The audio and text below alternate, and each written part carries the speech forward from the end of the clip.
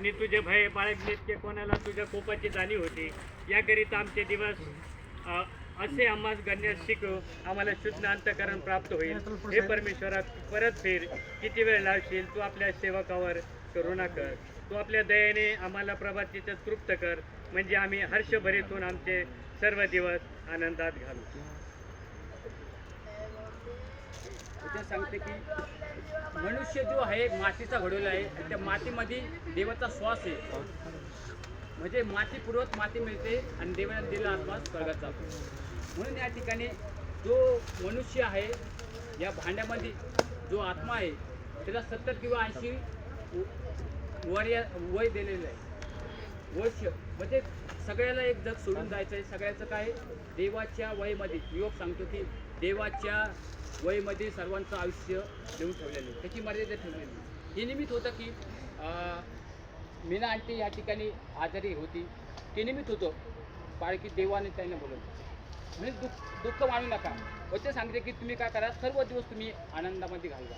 जे त्यांचे मुलं आहे, 2 मुली असन, त्या ठिकाणी भाऊ असन, नातेवाईक असन, सर्वांना हे वचन सांगते की तुम्ही आता जितके कष्ट तुम्ही दुःख सहन केले आहे ना, ज्यापासून आजारी होते आणि तेव्हापासून तुम्ही दुःख केले आहे ना,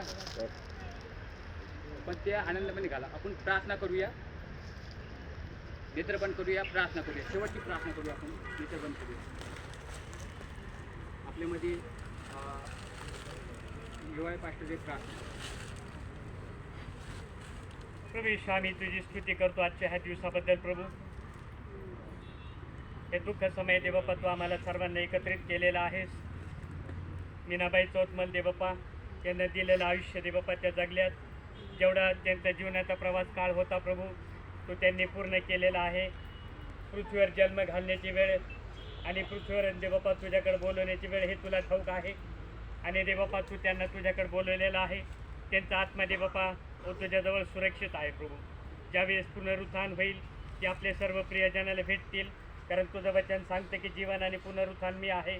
जो माझ्यावर विश्वास ठेवतो तो मेला असला तरी जगेल आणि जिवंत असलेला कोणीही मरणार नाही, असं देवप्पा तुझं वचन आम्हाला स्पष्ट करतं. पाऊल देखील त्याच्या वचनात म्हणतो, जगणे मला ख्रिस्त आणि मरणे मला लाभ आहे.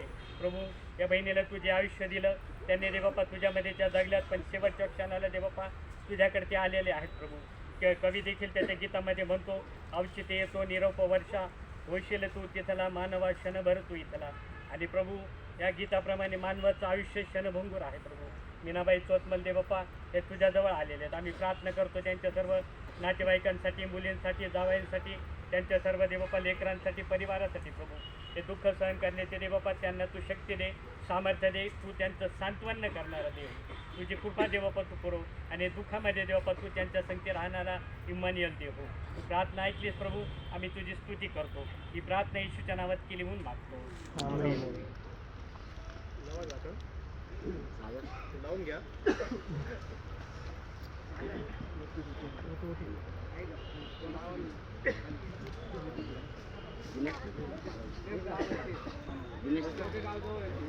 दिनेश मारणार